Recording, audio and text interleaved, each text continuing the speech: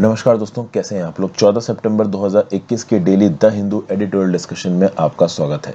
4 important articles मैं आज आपके साथ डिस्कस करूंगा, जिसमें से 2 आर्टिकल्स बहुत ज़्यादा इंपॉर्टेंट हैं। पहला article, in Manipur a case for asymmetric federalism. इस पर्टिकुलर आर्टिकल में ऑथर ने इस प्रकार से शुरुआत की है कि वो इलाके जहाँ पे कुछ स्पेशल राइट्स और प्रिविलेजेस दिए जाते हैं, उन स्पेशल राइट्स और प्रिविलेजेस के अगेंस्ट एक ट्रेंड देखने को मिल रहा है। जैसे for example Jammu and Kashmir में जो आर्टिकल 370 के अंदर उनको स्पेशल राइट्स दिए जाते थे वो हटा दिए गए। अभी कुछ ऐसा ही मणिपुर के हिल इलाकों के लिए देखने को मिल रहा है। आपको पता होना चाहिए कि मणिपुर में ब्रॉडली 2 इलाके हैं, एक हिल इलाका है, एक वैली इलाका है। अभी हिल इलाके में जो हिल कमिटीज होती हैं और जो आप कह लो कि ऑटोनॉमस काउंसिल्स होती हैं, उनको कुछ स्पेसिफिक पावर्स मिलती हैं अपने पर्टिकुलर इलाके में एडमिनिस्ट्रेशन करने के लिए। अभी जो वैली वाले लोग हैं वो इन हिल कमिटीज की एडमिनिस्ट्रेशन में इंटरफेयर करना चाहते हैं। इसके लिए पूरी एक कहानी बता रखी है। मैं बोलूंगा आज का सबसे बेस्ट आर्टिकल ये वाला है, तो इस आर्टिकल को डिटेल में देखेंगे। नेक्स्ट बात करेंगे अर्चकास ऑफ ऑल ह्यूज। अर्चकास का मतलब होता है चीफ प्रीस्ट।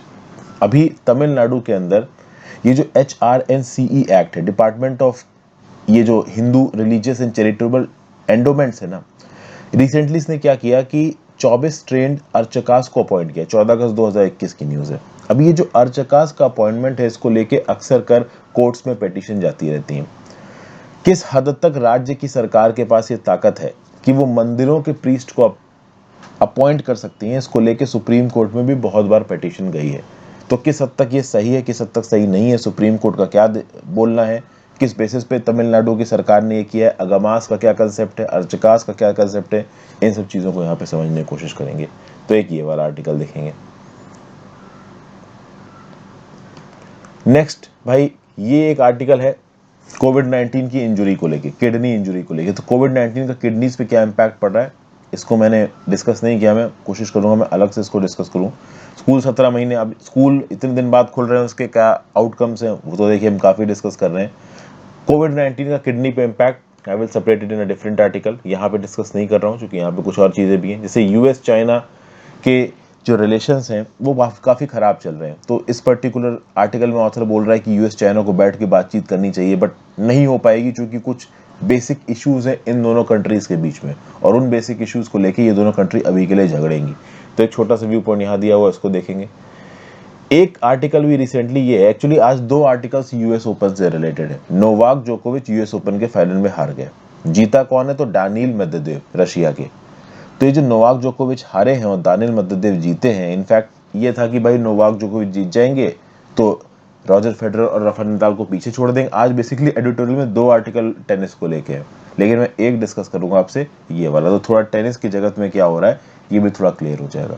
और कोविड-19 कि किडनी पे क्या इम्पैक्ट पड़ता है, that way I will discuss in a separate video. तो इससे क्या हो जाएगा कि पूरा का पूरा एडिटोरियल कंप्लीट हो जाएगा। तो ये आर्टिकल्स डिस्कस करते हैं। मेंबर्स का स्वागत कर लेते हैं अपने, देखते हैं वो किसने किसने ज्वाइन किया है। तो मयंक महावर ने हमको ज्वाइन किया है, ऋषभ सिंह ने हमको ज्वाइन किया। ऋषभ सिंह का ये second month as a member, welcome back Rishabh, thank you for joining. Ranjan S ने हमको ज्वाइन किया है, नेहा गोयल ने हमको ज्वाइन किया है, देन शरद कुमार तुर्क ने हमको ज्वाइन किया है, एंड पंखुरी बिंदल ने हमको ज्वाइन किया है। तो पंखुरी बिंदल, शरद कुमार तुर्क, Neha Goyal, Ranjan S, Rishabh Singh and Mayank Mahawar. I welcome you all guys and girls to my channel as a member. Thank you so much for your joining. Thank you so much for your consistent support. Members are specifically very helpful. Once again, welcome guys and girls. चलिए शुरुआत करते हैं अपने आज के article पे। सबसे पहले यहाँ पे शुरुआत की जा रही है यूएस ओपन से। क्या बोला जा रहा है, the US Open saw new champions as जोकोविच failed to keep his date with history. मतलब क्या है ना कि एक ट्रेंड देखने को मिल रहा है इंटरनेशनल टेनिस में।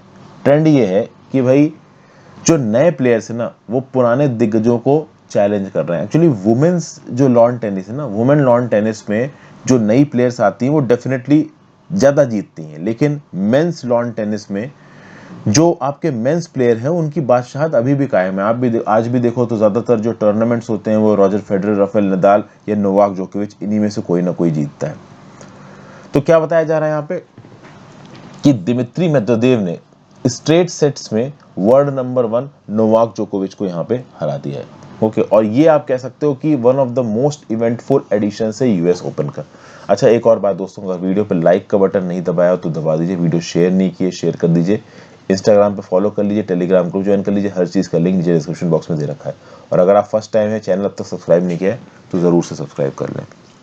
हाँ तो भाई यूएस ओपन में आप कह सकते हो रीसेंट मेमोरीज में one of the most eventful edition है। किसी ने भी सोचा नहीं था कि जोकोविच यहाँ पे हार जाएगा। अब आप कह सकते हो कि जोकोविच was trying to become the first man since Rod Laver in 1969 to win all 4 majors of the year। एक साल के जो 4 सबसे बड़े बड़े मेजर्स होते हैं आपके, Australian open, US open, Wimbledon, ठीक है, फ्रेंच ओपन, इन चारों मेजर्स को एक पर्टिकुलर पर्सन एक साल में जीत जाए, ये करने की कोशिश कर रहे थे यहाँ पे नोवाक जोकोविच। और इसके लिए यूएस ओपन जीतना था, लेकिन ये यूएस ओपन हार गए।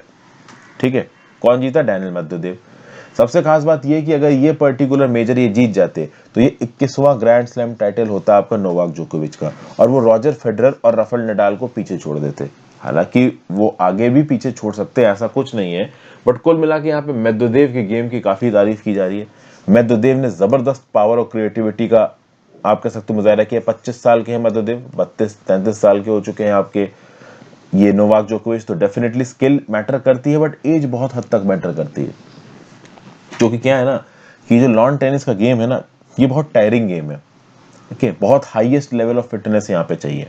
तो अब नोवाक जोकोविच की फिटनेस तो डेफिनेटली है ही, बट यहाँ पे डैनियल मेदवेदेव इनको पीछे छोड़ गए।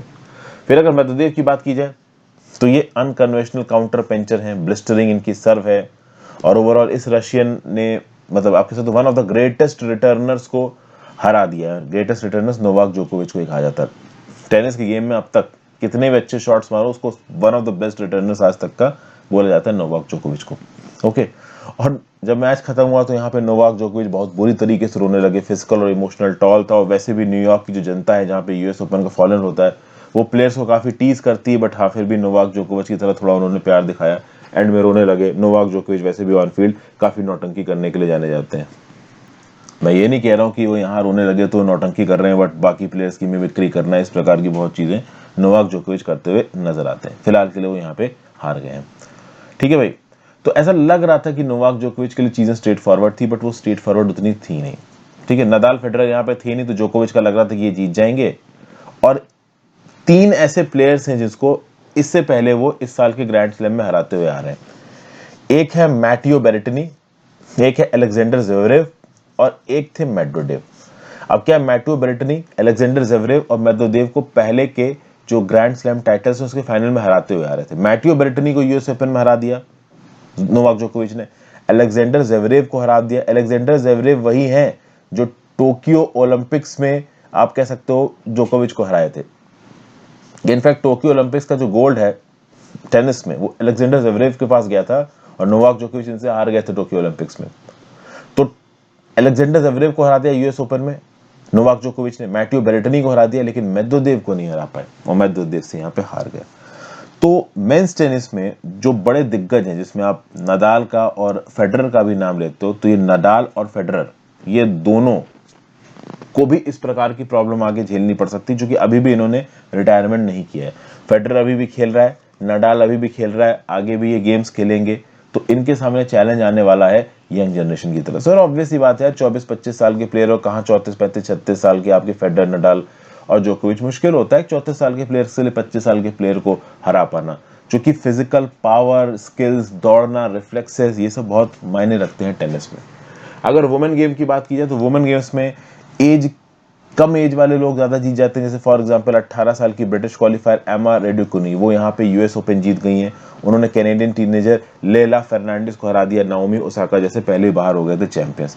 तो जो हमारे यहाँ पे मेल चैंपियंस हैं, 3 जो नाम है, नडाल, जोकोविच, फेडरर, वो ज्यादातर ग्रैंड स्लैम्स जीतते हैं। वुमेन में ऐसा नहीं है। वुमेन में फिर भी आप कह सकते हो कि ओवरऑल जो नए खिलाड़ी आते हैं वो भी कभी कभार ग्रैंड स्लैम खींच ले जाते हैं। तो ये एक छोटा सा एनालिसिस था इसको लेके, ये मैंने आपके साथ डिस्कस किया। नेक्स्ट बात करते हैं archakas of all hues, caste orthodoxy and patriarchy entrenched within the realm of HRNCE Act can be eliminated altogether। क्या सीन है यहाँ पे, इसको समझने की कोशिश करते हैं। 14 अगस्त 2021 को तमिलनाडु की सरकार ने 24 ट्रेंड अर्चकास को स्टेट्स के टेंपल में अपॉइंट किया। और ये जो स्टेट्स के टेंपल है किसके अंदर आते थे? Department of Hindu religious and charitable endowments के अंदर। और उसी दिन ओधुवार, पुसारी, महोत, गार्लैंड, स्ट्रिंगर्स और अम्ब्रेला कैरियर इनकी पोस्टों को भी फिल किया गया। अब खास बात यहाँ पे ये है कि अब राज्य की सरकार खुद प्रीस्ट को, अर्चकास मतलब चीफ प्रीस्ट, जो मेन पूजा करवाते हैं मंदिर के अंदर, तो अर्चकास का अपॉइंटमेंट अभी के लिए रही है राज्य की सरकार के हाथ में। तो इस बात को लेकर कुछ लोग नाराज हैं और राज्य की सरकार अपॉइंट कर रही है 24 ट्रेंड अर्चकास को। ट्रेनिंग भी राज्य की सरकार दे रही है, अपॉइंट भी वो कर रही है, कुछ और पोस्टिंग भी अपॉइंट वही कर रही है। तो मद्रास हाई कोर्ट में बहुत सी रेट पिटिशंस पहुंच चुकी हैं और ये रेट पिटिशंस क्या कह रही हैं कि भाई ये हिंदू टेम्पल्स और रिलीजियस इंस्टीट्यूशंस का जो एडमिनिस्ट्रेशन हो रहा है ना तमिलनाडु के HRNCE एक्ट के साथ, मतलब Hindu religious and charitable endowment act के साथ, ये देखिए सही नहीं है इनका ऐसा बोलना है। इनका ये बोलना है कि 1971, देखिए 2 बार अब तक अमेंडमेंट हो चुका है तमिलनाडु HRNCE एक्ट 1959 का। अब ये बात तो बिल्कुल क्लियर है कि 1959 में जो एक्ट आया होगा वो थोड़ा दकियानूसी होगा, थोड़ा ज्यादा रिलीजियस होगा। तो जब सरकार का और इंटरवेंशंस होता है तो रिलीजियोसिटी को कम किया जाता है, इक्वालिटी को बढ़ाया जाता है। तो तमिलनाडु HR और CE एक्ट में 2 बार अमेंडमेंट हो चुका है। एक बार अमेंडमेंट हुआ 1971 में जब section 55 of the HRNCE act को अमेंड किया गया और हेरिडिटरी प्रीस्टहुड को एबॉलिश किया गया। दूसरा अमेंडमेंट हुआ 2006 में HRNCE एक्ट को, which provided for the appointment of sufficiently trained Hindus irrespective of their caste as archakas to Hindu temples by the government। मतलब कि 2006 के अमेंडमेंट के थ्रू बोला गया कि जो हिंदू सफिशिएंटली ट्रेंड है उनको अर्चकास अपॉइंट किया जा सकता है। इस बात से फर्क नहीं पड़ेगा कि वो कौन सी कास्ट के हैं, हायर कास्ट के हैं, lower so called lower caste के हैं, ठीक है। क्योंकि देखिए कास्ट के आधार पर हायर कास्ट वाले सारी की सारी पोस्टें लेके बैठे हैं, तो जो लोअर कास्ट के लोग हैं भाई किसी भी प्रोफेशन में आप कह सकते हो, या वो भले रिलीजियस प्रोफेशन हो, वहां पे हर इंसान को मौका मिलना चाहिए अपने भगवान से जुड़ने का।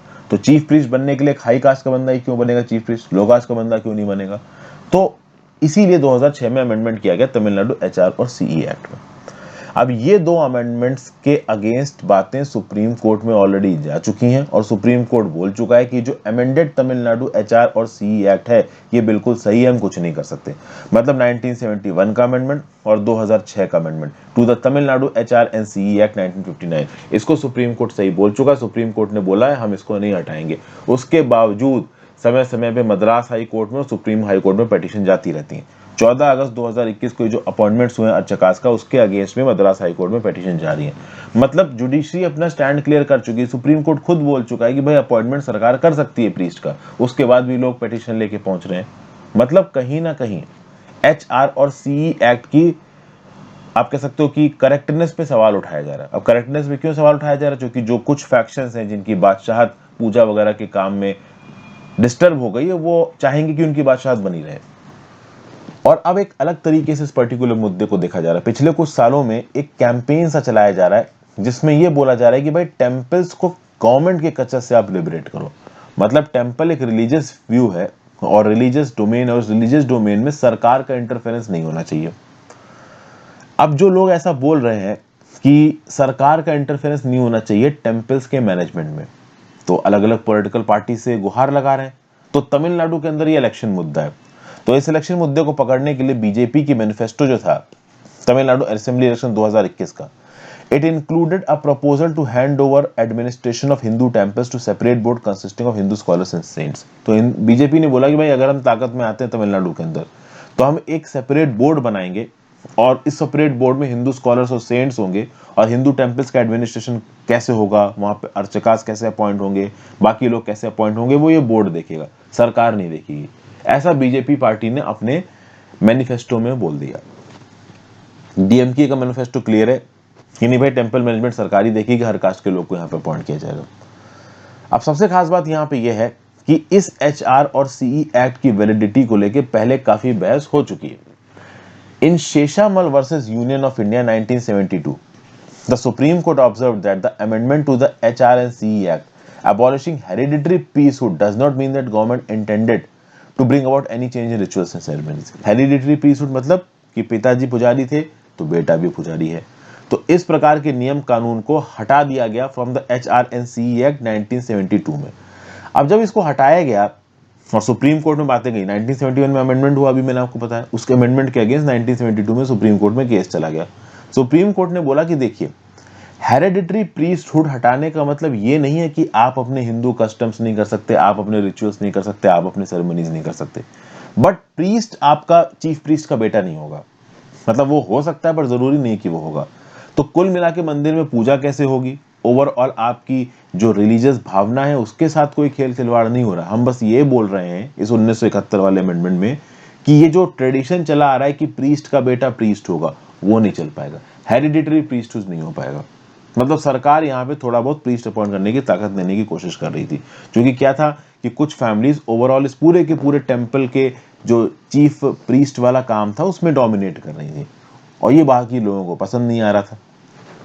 फिर in Adi Saiva Sivachariyargal versus government of Tamil Nadu 2015, it observed that the constitutional legitimacy naturally must supersede all religious beliefs and practices. The court further went on to state that appointment should be tested on a case-by-case basis, and any appointment that is not in line with the agamas will be against the constitutional freedom enshrined under Article 25 and Article 26. क्या बताया जा रहा है? तो ये 2015 का case है, आदि शैव शिवाचार्यगर वर्सेस गवर्नमेंट ऑफ तमिलनाडु। इसमें क्या बोला कि देखिए, रिलीजियस बिलीफ्स और प्रैक्टिसेस भी ब्लाइंड नहीं हो सकते। रिलीजियस बिलीफ्स और प्रैक्टिसेस को भी इंप्लीमेंट करने में कॉन्स्टिट्यूशनल लेजिटिमेसी को देखा जाएगा, भारत के संविधान के हिसाब से काम किया जाएगा, ना कि कुछ धर्म के कुछ दकियानुसी ख्यालों के हिसाब से। तो जैसे फॉर एग्जाम्पल अगमास, अब अगमास क्या है? वेद में जो लाइंस ऑफ अथॉरिटी लिखी हुई है उनको अगमास बोलते हैं। वेदों में तरीका लिखा हुआ है चीजों को करने का, रिचुअल्स वगैरह को करने का, ठीक है ना, धर्म में चीजों को करने का। तो वेदों में ये जो तरीका लिखा हुआ है करने का, ये तरीका सही है या नहीं है, इस तरीके के हिसाब से कितनी चीजें होनी चाहिए या नहीं होनी चाहिए, सुप्रीम कोर्ट ने बोला कि इसको केस बाय केस बेसिस देखा जाएगा।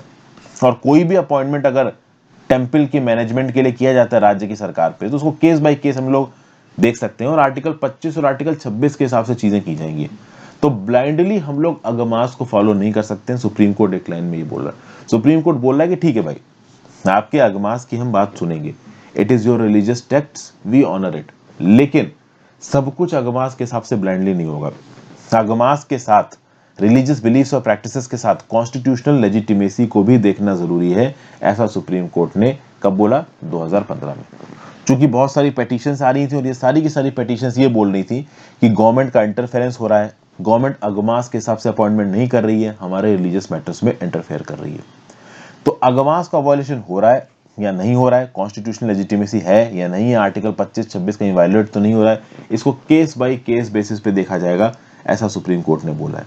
तो अभी के लिए इस पूरे के पूरे मुद्दे का कोई प्रॉपर सॉल्यूशन नहीं हुआ है, और रह रह के ये मुद्दा आपका कोर्ट में पहुंचता रहता है। देखिए, अभी अगस्त के अपॉइंटमेंट के बाद फिर से बहुत सारे केसेस आपके पेटिशंस आपकी मद्रास हाई कोर्ट में पहुंच चुकी हैं। फिर कुछ यहाँ पे और भी बहुत सारे केसेस हैं जिनका ध्यान यहाँ पे ऑथर दिखाने की कोशिश कर रहे हैं। जैसे एक केस है आपका the Indian young lawyers association versus state of Kerala, actually में सबरीमाला केस है। और एक केस है आपका Joseph shine versus union of India 2018 का, इसके बारे में मैंने पहले भी बात की। इन दोनों केसेस में सुप्रीम कोर्ट ने बार बार बोला है the need to eliminate historical discrimination which has pervaded certain identities, systematic discrimination against disadvantaged groups, and rejected stereotypical notions that used to justify such discrimination. तो इन पर्टिकुलर दोनों केसेस को अपने notes में incorporate कर लीजिए। और इसके थ्रू सुप्रीम कोर्ट बार बार बोल चुके हैं कि मंदिर के मामले में भी, पूजा वगैरह के भी मामले में भी अगर हिस्टोरिकल डिस्क्रिमिनेशन हुआ है उसको एलिमिनेट करने की जरूरत है। डिसएडवांटेज ग्रुप्स के अगेंस्ट सिस्टमैटिक डिस्क्रिमिनेशन को हटाने की जरूरत है, जैसे सबरीमाला शाइन में कुछ लोगों की एंट्री बैन है, तो ये सब नहीं हो पाएगा। स्टीरियोटिपिकल नोशंस को हम अडॉप्ट नहीं कर सकते धर्म के नाम पे, जिसके बेसिस पे कास्ट के आधार पर डिस्क्रिमिनेशन किया जा रहा हो, वल्नरेबल लोगों को एक्सक्लूड किया जा रहा हो भगवान की पूजा करने से, दैट इज नॉट पॉसिबल। तो कोर्ट ने बोला कि भाई जुडिशियल बैलेंसिंग होगी अलग अलग कॉन्स्टिट्यूशनल राइट्स की। फिर सबरीमाला केस में कोर्ट ने क्या बोला? In the constitutional order of priorities the individual right to freedom of religion was not intended to prevail over but was subject to the overriding constitutional postulates of equality, liberty and personal freedoms recognized in the other provisions of Part 3। मतलब ये है कि धर्म के मामले में केवल individual right to freedom of religion नहीं चलेगा, तो कुछ इंडिविजुअल्स आके अपने आप को क्लेम कर रहे हैं कि हम धर्म के ठेकेदार और सब कुछ हमारे हिसाब से होगा, ये चीजें नहीं हो पाएंगी। संविधान में लिखे हुए इक्वालिटी, लिबर्टी और पर्सनल फ्रीडम के कंसेप्ट को आपको इंपॉर्टेंस देनी होगी। तो कुछ लोग आके बोलते हैं कि ट्रेडिशनली, हिस्टोरिकली हम इस पर्टिकुलर चीज को मैनेज कर रहे हैं, हमारी यहाँ पे बात चलनी चाहिए, तो ये नहीं हो सकता, because this is against the notion of equality, liberty and personal freedom, ऐसा यहाँ पे सुप्रीम कोर्ट का बोलना है। तो कॉन्स्टिट्यूशन प्रोटेक्ट करता है रिलीजियस फ्रीडम को, कंसिक्वेंट राइट्स को, और इन कंस्टिट्यूशनल राइट्स को मैनेज करने के लिए, डिग्निटी, लिबर्टी और इक्वालिटी को लाने के लिए अगर राज्य की सरकार या केंद्र की सरकार थोड़ा बहुत इंटरफेरेंस कर रही है रिलीजन के मैटर में, तो वो गलत नहीं है।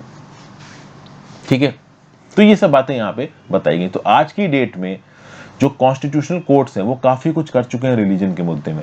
चाहे आप सबरीमाला केस की बात करो, चाहे आप जोसेफ शाइन केस की बात करो, अब तक ये जो पूजा वगैरह का फील्ड है, पूजा अर्चना का फील्ड है, ओवरऑल टेम्पल्स में एंट्री का फील्ड है, पूजा कराने, अर्चकास के अपॉइंटमेंट्स का फील्ड है आपका तमिलनाडु के अंदर, इसके अंदर काफी कुछ अचीव किया जा चुका है। अब बहुत सारी पेटिशंस पहुंच रही हैं इस गेन को नलीफाई करने के लिए। तो यहां पे सुप्रीम कोर्ट को जरूरी है कि जो भी गेन्स हमें अब तक हुए हैं उसको हम वापस ना करें। ठीक है, एक और सबसे खास बात यहां पे बोली गई है, अब तक तमिलनाडु में जो बहस है वो बहस किस बात पे, कि जो अर्चकास हैं ये हर कास्ट से होने चाहिए। समझिए, पहले क्या थे कि अर्चकास केवल हाई कास्ट के होते थे, अब क्या बोला जा रहा है कि नहीं भाई, आप जो लोअर कास्ट के लोग हैं उनको भी आप अर्चकास अपॉइंट कर सकते हो। ठीक है, लेकिन एक बहुत इंपॉर्टेंट पॉइंट यहां पे मिस हो रहा है। मिस ये हो रहा है कि डिस्कशन सिर्फ इस बात पे हो रहा है कि अर्चकास में मेन अपॉइंट होंगे, चाहे वो हाई कास्ट के हो या लोअर कास्ट के हो। ये क्यों डिस्कशन नहीं हो रहा है कि अर्चकास में वुमेन अपॉइंट हो सकती हैं? ये क्यों डिस्कशन नहीं हो रहा है कि अर्चकास में ट्रांस पर्सन्स भी अपॉइंट हो सकते हैं? तो ये भी आपकी, आप कह सकते हो, राइट्स की बात है। अगर आपने ये देखा कि भाई हाई कास्ट पर्सन ही नहीं, लोअर कास्ट पर्सन भी अर्चकास अपॉइंट हो सकते हैं, ठीक है, लेकिन सिर्फ मैं नहीं, क्यों वुमेन और ट्रांसजेंडर वाले पर्सन भी अपॉइंट हो सकते हैं? तो ये भी एक स्पेसिफिक पॉइंट है जिसके बारे में बातचीत करने की जरूरत है। ये जो पर्टिकुलर आर्टिकल है, मनुराज शुन मुगा सुंदरम साहब ने लिखा है। ये द्रविड़ मुनेत्र कजागम के स्पोक्स पर्सन और एडवोकेट है आपके मद्रास हाई कोर्ट के। तो एक व्यू पॉइंट है, और मैं बोलूंगा कि प्रोग्रेसिव व्यू पॉइंट है। इस प्रकार के व्यू पॉइंट्स को इंडिया में प्रमोट किया जाना चाहिए। कास्ट के बेसिस पे धर्म में सेग्रीगेशन नहीं करना चाहिए। कास्ट के बेसिस पे ऑलरेडी हिंदू धर्म काफी कमजोर हो चुका है, उसको और कमजोर करने की जरूरत नहीं है। नेक्स्ट बात करते हैं किसकी, in Manipur a case for asymmetric federalism, institutionally accommodating tribal distinctiveness as an enduring good will promote states integrity। यहां पे क्या बात की जा रही है, जैसा कि मैंने बताया आज का सबसे इंपॉर्टेंट आर्टिकल है ये मणिपुर एसिमेट्रिक फेडरलिज्म वाला आर्टिकल।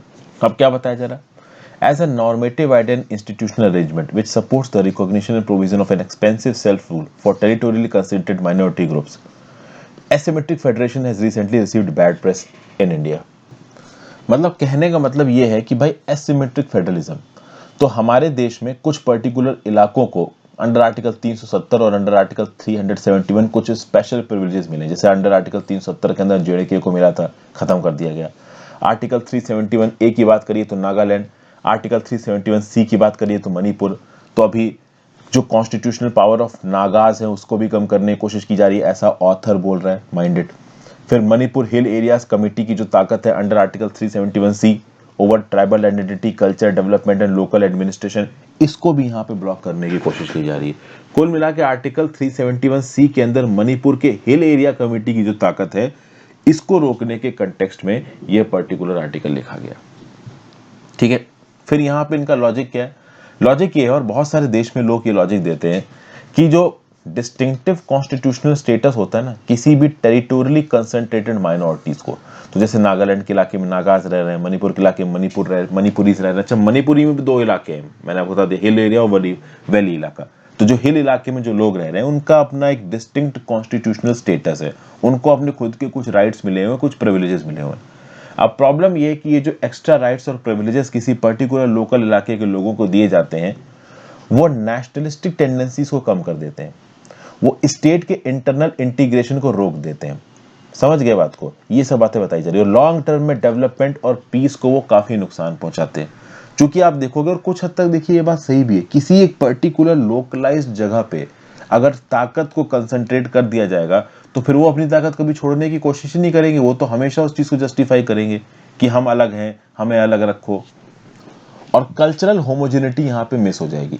इंडिया के अंदर ऐसा बहुत है, इंडिया के अंदर आप देखोगे कि नॉर्थ ईस्ट में ओवरऑल आइसोलेटेड पॉकेट्स में लोगों को जरूरत के हिसाब से इंपॉर्टेंस दी गई है। क्या कभी चाइना में ऐसा सुनने में आया आपने? चाइना में भाई सिनिजाइजेशन हो रहा है पॉपुलेशन का, कल्चरल होमोजेनिटी की बात होती है। तिब्बत के ऊपर कब्जा है और तिब्बत में मेनलैंड के लोगों को इकट्ठा कर दिया, तिब्बत को ओवरऑल चाइना के साथ मिला लिया। पाकिस्तान ने गिलगित बल्तिस्तान को कौन सा स्पेशल स्टेटस दिया? उसी प्रकार से इंडिया के अंदर ये जो स्पेसिफिक अलग अलग स्टेटस दिया जा रहा है ना अलग अलग इलाकों को, इससे क्या है कि नेशनलिज्म की भावना को चोट पहुंचती है, ऐसा बहुत से लोगों का यहाँ पे बोलना है। एक मोनोलिथ होमोजीनियस नेशन नहीं बन पाता है। अब सबसे खास बात यह है कि इस प्रकार की थॉट प्रोसेस ऑथर बोल रहा है कि बहुत पहले से चल रही है। चार्ल्स टाल्टन नाम के अमेरिकन पॉलिटिकल साइंटिस्ट थे जिन्होंने एसिमेट्रिक फेडरलिज्म का आइडिया दिया था 1960s में।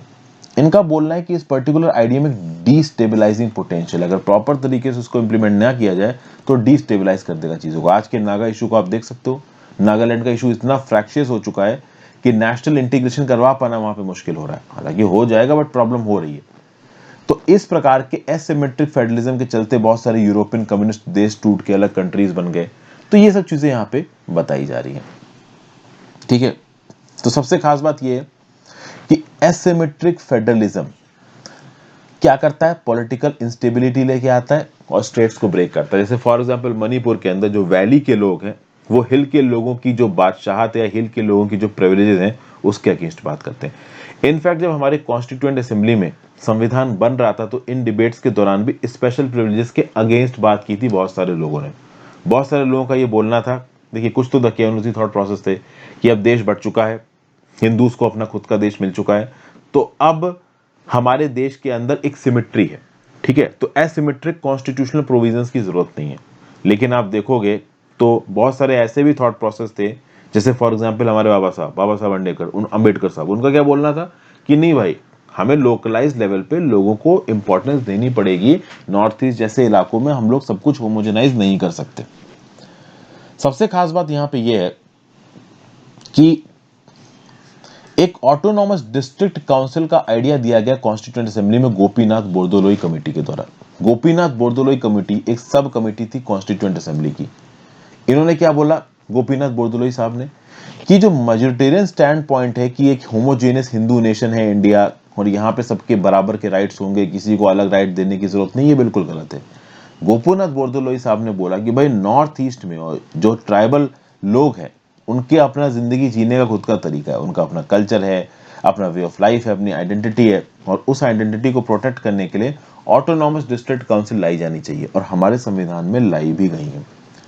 तो जयपाल सिंह साहब, B.R. अम्बेडकर साहब, इन सब ने बोला कि भाई ट्राइबल डिस्टिंक्टिवनेस बहुत ज्यादा जरूरी है। समझ गए?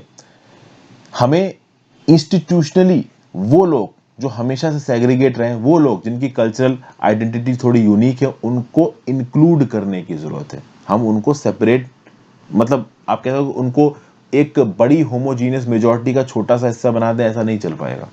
समझ गए? ये सब बात है। तो जयपाल सिंह साहब हो गए, गोपीनाथ बोरदोलोई हो गए, B.R. अम्बेडकर साहब हो गए, इनका बोलना था कि भाई एक सेट होमोजीनियस पैटर्न बनाना सही नहीं है, हमें थोड़ी बहुत ऑटोनॉमी अलग अलग रीजन वाइज और लोकलाइज्ड बेसिस पे देनी पड़ेगी। वहीं पर कुछ ऐसे लोग थे जो बोल रहे थे नहीं कि भाई इंटीग्रेशनिस्ट अप्रोच होनी चाहिए, नेशनलिस्टिक अप्रोच होनी चाहिए, अलग अलग कुछ नहीं होना चाहिए। तो जैसे कुलाधार चालिहा थे, ये आसाम के प्रोमिनेंट मेंबर थे, इन्होंने बोला कि भाई सारे ट्राइबल ग्रुप्स को आप एसिमिलेट करो, इंटीग्रेशनिस्ट अप्रोच होनी चाहिए, अलग अलग वाली अप्रोच मत रखो, इससे बाद में लॉ एंड ऑर्डर की प्रॉब्लम हो सकती है, ये काफी गड़बड़ हो जाएगा, ट्राइबलिस्तान बन जाएगा, कम्युनिस्तान हो जाएगा, इंडिया की टेरिटोरियल इंटीग्रिटी और सिक्योरिटी खतरे में आ जाएगी। तो ये व्यू पॉइंट कुलाधार चालिहा साहब ने दिया। तो आप देख सकते हो कि दो प्रकार की व्यू पॉइंट्स यहाँ पे बन रहे हैं। एक तो ये है कि भाई जो सेक्शनल टेंडेंसीज है आप उनको इंपॉर्टेंस दो और सबको अपनी अपनी ऑटोनॉमी दो। दूसरा इंटीग्रेशनिस्ट अप्रोच रखी गई कि नहीं भाई अलग अलग चीजों को इंपॉर्टेंस नहीं दे सकते, आप इंटीग्रेशनिस्ट अप्रोच रखो, सबको इंटीग्रेट कर दो एक नेशन के अंदर, अलग अलग कुछ भी देने की जरूरत नहीं है। अब खास बात यह है कि ये जो इंटीग्रेशनिस्ट अप्रोच थी ये क्यों लाई गई थी? तो जम्मू एंड कश्मीर में, लद्दाख में, नॉर्थ ईस्ट इंडिया के प्लेसेस में जो सेपरेट आइडेंटिटी की डिमांड हो रही थी उसको माना जा सके। देखिए इंटीग्रेशनिस्ट अप्रोच से चीजें और बिगड़ जाती हैं। बहुत सारे देश के इलाके बोलते थे कि हमको इंडियन यूनियन में रहना ही नहीं है। तो ये बहुत जरूरी था कि डाइवर्स एकोमोडेटिव कल्चर्स को आप कह सकते हो एंटरटेन करने के लिए उनको अपने इलाकों में लोकलाइज लेवल पे ऑटोनॉमी देनी जरूरी थी, और ये ऑटोनॉमी दी भी गई है। लेकिन रिसेंटली ये इंटीग्रेशनिस्ट अप्रोच मणिपुर में देखने को मिल रही है। ये आथर रिसेंट के मणिपुर के हैपनिंग से रिलेटेड है। एक्चुअली में रिसेंटली क्या हुआ है कि मणिपुर की सरकार ने 2 अटेम्प्ट्स किए। पहला अटेम्प्ट है stall the introduction and passage of Manipur hill areas autonomous district council amendment bill 2021। तो Manipur hill areas autonomous district council amendment bill 2021 को यहाँ पे रोकने की कोशिश की गई है। इसको पास करने से और इंट्रोड्यूस करने से रोकने की कोशिश की गई। क्यों रोकने की कोशिश की गई है ये मैं थोड़ी देर में आपको बताता हूँ। एक्चुअली में जो ऑटोनॉमस डिस्ट्रिक्ट काउंसिल है ना मणिपुर में, वहां पे अभी के लिए 20 मेंबर्स हैं। तो ऑटोनॉमस डिस्ट्रिक्ट काउंसिल के मेंबर्स चाहते हैं कि ये 20 बढ़ के 31 हो जाए, उनको थोड़ी और एक्स्ट्रा पावर्स दी जाए। तो इसके लिए एक नया बिल लाया जा रहा था, Manipur hill areas autonomous district council amendment bill. तो बहुत सारे लोगों ने इसको ब्लॉक कर दिया, नहीं आने दिया। फिर जो हिल एरिया कमेटी होती है ना, इसमें 9 असेंबली मेंबर्स को जो कि वैली एरियाज के इसमें घुसाया गया। तो जो एक हिल एरिया कमेटी बनाई गई है आपकी मणिपुर की स्टेट लेजिस्लेटिव असेंबली में, इसमें हिल इलाके से लोग होते हैं। तो जो वैली इलाके के लोग हैं वो भी इस कमेटी में आना चाह रहे हैं। वैली इलाके के लोगों का बोलना है कि भाई क्या प्रॉब्लम है ये, ठीक है ना, सिर्फ हिल एरिया के लोग अपनी ही जगह पे घुस के बादशाहत करते जाएंगे तो बाकी लोग तो कभी कुछ बोल ही नहीं पाएंगे। हिल वाले लोगों का बोलना है कि भाई हम अपनी डेवलपमेंट खुद देख रहे हैं, हमें भारत संविधान ने ताकत दी अपनी डेवलपमेंट देखने के, आप क्यों इंटरफेयर कर रहे हो। अब यहाँ पे कुछ लीगल मैटर्स भी आ रहे हैं। मणिपुर की सरकार का बोलना है कि ये जो बिल है, कौन से बिल की बात कर रहा हूं मैं, तो Manipur hill areas autonomous district council amendment bill. इस बिल में कुछ स्पेसिफिक और सेंसिटिव प्रोविजंस हैं जिनकी लीगल वेटिंग की जरूरत है by the department of law and advocate general of the state of Manipur. ये बात देखिए कुछ हद तक ऑथर बोल रहा है, बिल्कुल सही है। लेकिन जो 1 सितंबर को स्पीकर को ऑर्डर आया कि 9 assembly members from the valley areas को हिल एरिया में रिप्रेजेंटेशन दिया जा रहा है, इसको लेके भाई बड़ी आवाजें उठ रही। बोला जा रहा है कि यार देखिए ये जो हो रहा है ये बिल्कुल गलत हो रहा है। और ये जो आउटर मणिपुरी कॉन्स्टिट्यूएंसी की जो एमपी है ना लॉरहो एस फोर्स साहब, इन्होंने बोला कि भाई ये बिल्कुल गलत है। ये जो वैली एरिया के लोग हिल इलाके की कमेटी में घुसने की कोशिश कर रहे हैं ये बिल्कुल भी सही नहीं है। Under article 371C of the Indian constitution, hill areas of the Manipur को कॉन्स्टिट्यूशनल प्रोटेक्शन मिला हुआ है और उसमें इंटरफेरेंस वैली एरिया वाले लोगों का नहीं हो सकता है। बट वैली एरिया वाले लोग जबरदस्ती इंटरफेरेंस कर रहे हैं। ये 9 लोग जो कि वैली इलाके के हैं मणिपुर में, वो हिल इलाके के एडमिनिस्ट्रेशन में घुसने की कोशिश कर रहे हैं। जो हिल बेस्ड सिविल सोसाइटी ऑर्गेनाइजेशंस है ना, वो ये बोल रहे हैं कि भाई ये क्या काम गड़बड़ हो रहा है, ये वैली वाले क्यों हिल इलाकों में बह रहे हैं, घुस रहे हैं। तो देखिए 2 सिविल सोसाइटी ऑर्गेनाइजेशन है यहाँ पे, एक तो वैली इलाके में ऑपरेट करते हैं, एक हिल इलाकों में ऑपरेट करते हैं। इनके अपने अलग अलग व्यू पॉइंट है। फाइनली जो स्पीकर का ऑर्डर था जिसमें 9 वैली वाले लोगों को हिल एरिया कमेटी में जगह मिल रही थी, इसको विड्रॉ कर लिया गया। क्योंकि देखिए मणिपुर के जो चीफ मिनिस्टर है ना बीरेन सिंह साहब, इनका एक नारा है गो टू द हिल्स, मतलब वो डेवलपमेंट को हिल्स में लेके जाना चाहते हैं। ठीक है, अभी डेवलपमेंट को हिल्स में लेके जाओगे और हिल के लोगों का सपोर्ट मांगोगे और उनके काम में आप इंटरफेरेंस करोगे तो वो क्यों सपोर्ट देंगे। तो कुल मिला के ये जो गो टू हिल्स करके जो पॉलिटिकल प्रोजेक्ट है चीफ मिनिस्टर बीरेन सिंह साहब का, उसको बहुत सारे सिविल सोसाइटी ऑर्गेनाइजेशंस ने बॉयकॉट करना शुरू कर दिया जो कि हिल एरियाज के। इन्होंने बोला कि ये बीरेन सिंह साहब he is not pro hill people, ये वैली के पीपल को ज्यादा सपोर्ट देते हैं, वैली के पीपलों को जबरदस्ती हिल एरिया कमिटीज में अपॉइंट कर रहे हैं, हम इनको सपोर्ट नहीं करेंगे। तब एक पॉलिटिकल जब बैकलैश आया तो बीरेन सिंह ने बोला कि भाई मत अपॉइंट करो। तो अभी के लिए जो 9 मेंबर्स को अपॉइंट किया जा रहा था हिल एरिया कमेटी में, इस ऑर्डर को वापस ले लिया गया है। फिर कुछ और बातें यहाँ पे हुई हैं, जैसे कि रिसेंटली इंडो म्यांमार बॉर्डर के पास एक जगह है चीवू, उसको प्रोटेक्टेड साइट बनाने की बात की गई है। ओके, वहां पे एक मीटी गॉडेस को आपके साथ देखिए क्या लिखा हुआ है, it sacrifices by replacing one of the 3 controversial monoliths with that of Thangjing. तो मीटी गॉडेस को वहां पे इंस्टॉल करने की बात की गई है। फॉरेस्ट रिजर्व एक्ट को वहां पे इंप्लीमेंट करने की बात की गई है। फिर कोब्रू हिल्स को डीटी प्लेस बना के बोलने की बात की गई है। कुल मिला के ये जो पर्टिकुलर इलाका है शीवू का, ये हिल इलाका है। It comes under the domain of hill council. अभी ये हिल काउंसिल हिल कमेटी के डोमेन के अंदर आता है। इस पर्टिकुलर इलाके में जो मणिपुर की स्टेट गवर्नमेंट है वो कुछ नियम कानून लाने की कोशिश कर रही है। वो यही नियम कानून लिखे हुए हैं कि एक नई गॉडेस का लेके आना, फॉरेस्ट रिजर्व एक्ट को लेके आना। अब इन नियम कानूनों के बेसिस पे ये समझा जा रहा है कि मणिपुर की राज्य की सरकार जो वैल्यू के लोग हैं वो हिल इलाके में इंटरफेरेंस कर रहे हैं। और इसलिए हिल इलाकों को ये पर्टिकुलर एक्टिविटीज देखिए पसंद नहीं आ रही हैं। तो यहाँ पे हिल एरिया की कमेटी लोगों ने जो काम किया था, इसको भी बहुत क्वेश्चन किया जा रहा है। क्या काम किया गया था? ये जो पर्टिकुलर बिल मैंने आपको ऊपर बताया है, हिल एरिया के लोग लंबे समय से इस बिल को लाने की कोशिश कर रहे हैं, Manipur hill areas autonomous district council amendment bill. इस बिल को लाने के चलते भी जो वैली एरियाज के लोग हैं उन्होंने अपना पुशबैक शुरू कर दिया। ये पुशबैक देखने को मिल रहा है। हिल एरियाज के लोग अपना काम लाने की कोशिश कर रहे हैं, वैली एरियाज के लोग अपना काम लाने की कोशिश कर रहे हैं। तो जो वैली एरिया के लोग हैं वो हिल एरियाज में जाके एडमिनिस्ट्रेशन में इंटरफेयर करने की कोशिश कर रहे हैं, अपने आप को हिल एरिया कमेटी में अपॉइंट करने की कोशिश कर रहे हैं। ये वैली वाले कर रहे हैं। हिल एरिया वाले अपना अमेंडमेंट बिल लाके मणिपुर की स्टेट असेंबली में अपने नियम कानून लाना चाह रहे हैं। जैसे कि जो हिल एरिया कमेटी जो नया बिल लेके आ रही है, उस बिल के चलते इनका कहना क्या है कि भाई जो 6 डिस्ट्रिक्ट काउंसिल्स हैं आपके मणिपुर के अंदर, उनकी मेंबरशिप को बढ़ा के 31 करो। ठीक है, फिर इनका यह बोलना है कि 1/4 ऑफ द सीट्स को सोशियो इकोनॉमिकली बैकवर्ड कम्युनिटीज के लिए रिजर्व करो। 3 नॉमिनेटेड मेंबर्स लेके आओ ट्राइब्स वुमेन के लिए। तो ये जो मणिपुर का आपका अमेंडमेंट बिल है, जिसमें ये जो हिल एरिया के लोग हैं वो चाहते हैं कि ऑटोनॉमस डिस्ट्रिक्ट काउंसिल की मेंबरशिप्स को बढ़ाया जाए, उसमें थोड़े और नियम कानून, थोड़े और डोमेन्स हिल एरिया के लोगों को एडमिनिस्ट्रेशन के लिए दिए जाएं, कुछ रिजर्वेशन दिया जाए सोशियो इकोनॉमिक डेवलपमेंट के बेसिस पे। इस पर्टिकुलर बिल के प्रोविजंस को भी क्वेश्चन किया जा रहा है वैली एरियाज के द्वारा। वैली एरियाज के द्वारा बोल रहे हैं कि क्या जरूरत है भाई आपको इस प्रकार की नई नई चीजें लाने की। क्योंकि देखिए वैली एरिया के लोग इस बात से चिड़े हुए हैं कि ऑलरेडी हिल एरिया के लोगों के पास बहुत सारे प्रिविलेजेस हैं और वो एग्जिस्टिंग प्रिविलेजेस ही नहीं पच रहे वैली एरिया के लोगों को। इसमें से हिल एरिया के लोग और प्रिविलेजेस मांग रहे हैं थ्रू अ सेपरेट बिल। तो वैली एरिया के लोग इससे और परेशान हो गए और एक टसल की स्थिति बन गई है। एक और फैक्ट यहां पे निकल के आ रहा है जिसके बेसिस पे ये जो बीरेन सिंह साहब हैं और ओवरऑल जो मणिपुर की सरकार है, इसके इंटेंशंस को क्वेश्चन किया जा रहा है। हुआ ये है कि मणिपुर में जो 2017-18 से लेकर 2020-21 का डेवलपमेंटल बजटरी एक्सपेंडिचर था वो था 21,900 करोड़। तो जो मणिपुर का टोटल बजटरी एक्सपेंडिचर था फ्रॉम 2017-18 टू 2020-21 डेवलपमेंट के रिस्पेक्ट में वो था 21,900 करोड़।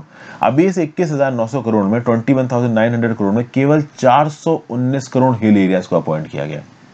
तो ये जो मिस्टर बीरेन सिंह का जो go to the hills project है, इसको एक फार्स बताया जा रहा है हिल एरिया के लोगों के द्वारा। हिल एरिया के लोग बोल रहे हैं कि ये सब कहने की बातें हैं, गो टू द हिल्स, कोई गो टू द हिल्स नहीं है, सारा का सारा पैसा वैली इलाकों में खर्च किया जा रहा है, हिल इलाकों में कुछ दिया ही नहीं जा रहा है।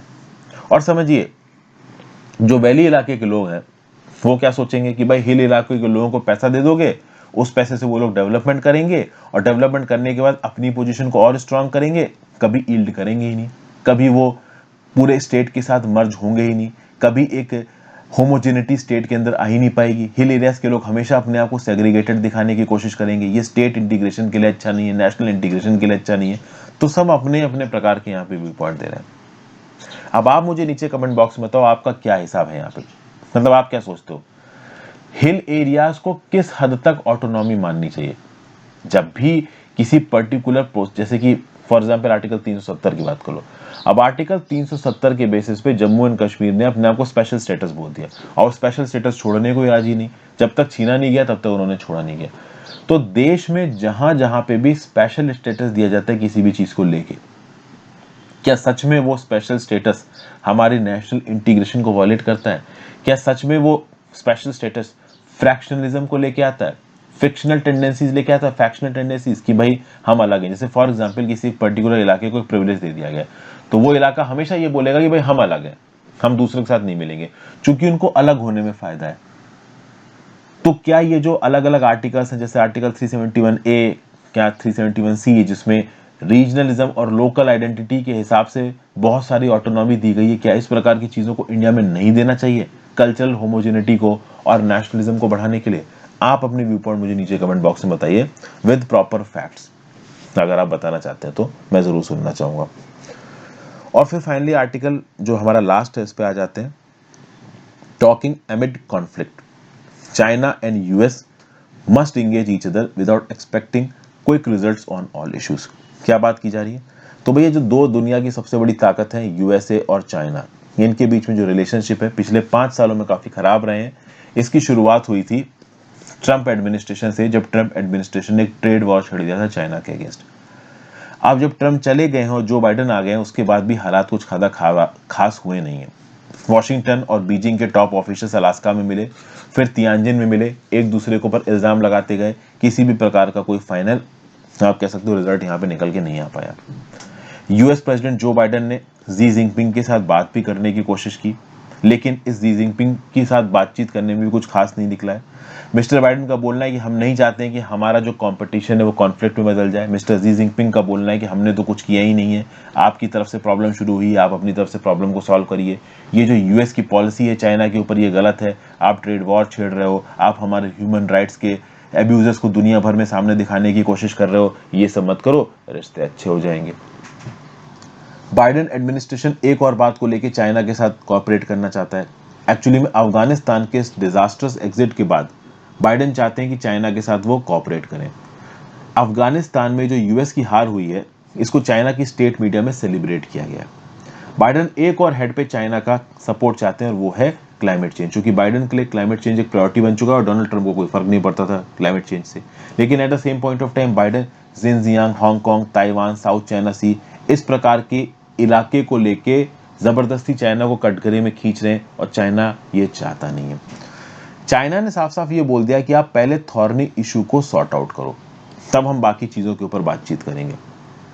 सबसे पहले तो चाइनीज ऑफिशियल ने बोला है कि भाई आपने कम्युनिस्ट पार्टी के मेंबर्स के ऊपर जो भी सैंक्शंस लगाए हैं, जो भी ट्रेवल बैन्स लगाए हैं, जो भी उनको एसेट्स को फ्रीज किया है, इनको आप रिवोक करो। फिर ये जो मैंग वांगजाओ की एक्स्ट्राडिशन की रिक्वेस्ट है, इसको मानो। मैंग वांगजाओ एक चीफ फाइनेंशियल ऑफिसर थी हुआई की, जिनको कनाडा में पकड़ लिया गया और कनाडा में ट्रायल पे है, तो इनको चाइना वापस भेजो, इनको अपने आप जो पकड़ के रखा है ये गलत है। तो ये दो रिक्वायरमेंट्स हैं अभी चाइना की। फिर कोविड-19 को लेके यूएसए बार बार कह रहा है कि एक ट्रांसपेरेंट इन्वेस्टिगेशन होना चाहिए। तो चाइनीज साइड बार बार यूएसए से बोल रही है कि जो कोविड-19 को लेके आप दुनिया भर में हमें ह्यूमिलिएट करते घूम रहे हो, एक ट्रांसपेरेंट इन्वेस्टिगेशन की बात कर रहे हो, ये सब बंद करो। तो कुल मिला के आप यहां एक बड़ा अच्छा व्यू पॉइंट दिया हुआ है।